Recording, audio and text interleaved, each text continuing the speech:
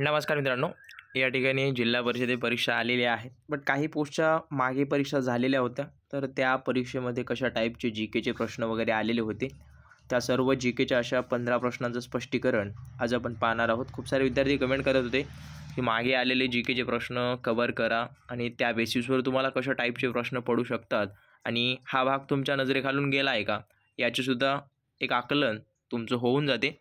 तर त्यामुळे व्हिडिओ शेवटपर्यंत पहा आणि ज्यांनी जी-केचा आपला 1000 प्रश्न आहेत MCQ टाईपचे बाय केले नसतील करून घ्या.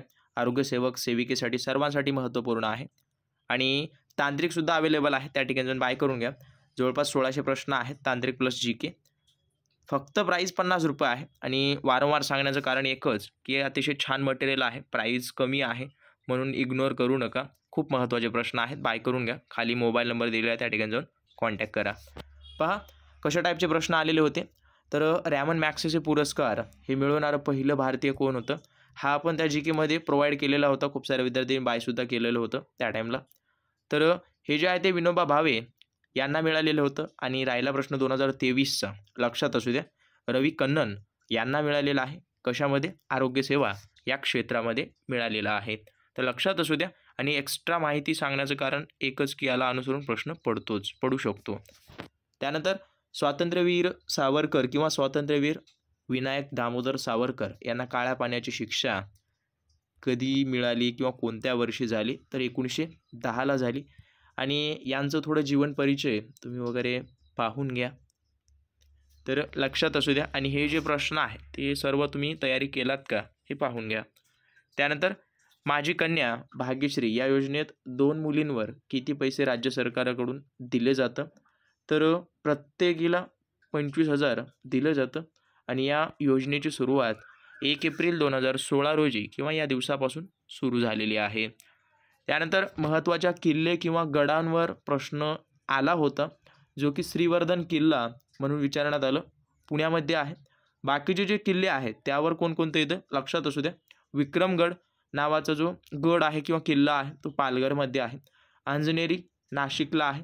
बहादूरगड अहमदनगरला आहे. आणि सज्जनगड साताऱ्याला आणि पांडवगड हे कोल्हापूरला आहे. हे महत्त्वाचे गड आहेत किंवा किल्ले आहेत ज्यावर प्रश्न हमखास पडू शकतो. त्यानंतर आशियाई ज्युनियर वेटलिफ्टिंग स्पर्धा कोणत्या ठिकाणी झाली, तर हे 2023चा करंट अफेअरचा प्रश्न आहे. कधी? जुलै ते ऑगस्टमध्ये पार पाडलेले आहे, जे की दिल्ली या ठिकाणी 5 ऑगस्टपर्यंत होती. जुलै आय थिंक 20 का 22पर्यंत म्हणजे सुरू झाली त्या ठिकाणी. तर नोट डाऊन करून घ्या. आणि हे जे प्रश्न आहे ते अशाच टाईपचे येतील. अशा टाईपच्या प्रश्नांची तुम्ही तयारी करून जा. एक तुम्हाला आकलन व्हावं म्हणून व्हिडिओ बनवलेला आहे. व्हिडिओ अवश्य लाईक करा, नवीन असाल सबस्क्राईब करून घ्या. सप्टेंबर महिन्यातील ICC player of the month पुरस्कार कोणाला जाहीर झाला? पहा हे जे प्रश्न आहेत ते जे डिसेंबरमध्ये झालेले आहे एक्झाम आय थिंक, तर त्या विद्यार्थ्यांना आलेलं होतं. पहा कधीचं आलं होतं, हे जे आहे ते सप्टेंबरमधलं. तर पाहून घ्या हे सप्टेंबर कोणाला देण्यात आलं, तुम्ही कमेंट करा. राहिला प्रश्न ऑक्टोबरमध्ये रचिन रवींद्र याला देण्यात आलं. हे जे आहे ते क्रिकेटमध्ये दिलं जातं. आणि ट्रेव्हिस हेडला नोव्हेंबर. आणि आत्ता रिसेंटली 2024 आहे ते यशस्वी जयस्वाल याला देण्यात आलेलं आहे. तर नोट डाऊन करून घ्या. आणि करंट जे चालू आहे लक्षात असू द्या, मागच्या 5 महिन्याचे तुम्ही क्लिअर करा किंवा पाहून घ्या.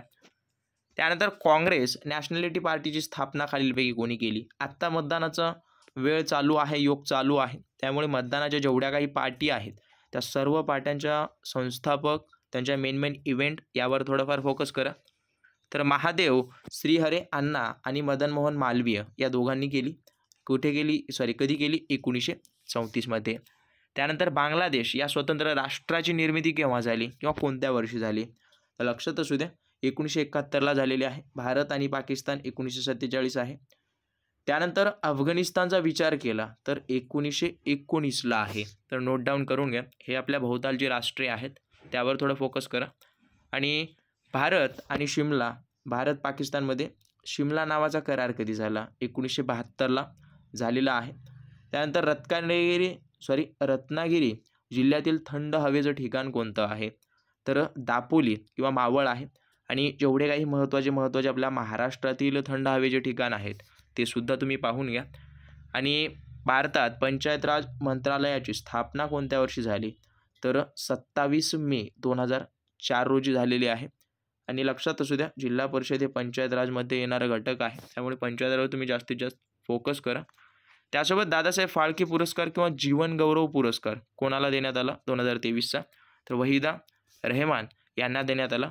आणि लोकसभेच्या किंवा या ठिकाणी राज्यसभासुद्धा जरा 2 अधिवेशनादरम्यान किती अंतर असते, 6 महिन्याचं असते. आणि जास्तीत जास्त आर्थिक किंवा अर्थविधेयकाचे अधिकार लोकसभेला असतात. राज्यसभेकडे किती दिवसासाठी विचाराधीन ठेवू शकतो हा सुद्धा आला होता, किंवा अशा टाईपचा. तर 14 दिवस त्यांच्याकडे अनुमतीसाठी सेंड केलं जातं लोकसभेकडून राज्यसभेला अर्थविधेयकावर, कारण का फेब्रुवारीमध्ये बजेट वगैरे पास झालं, तर लक्षात असू द्या.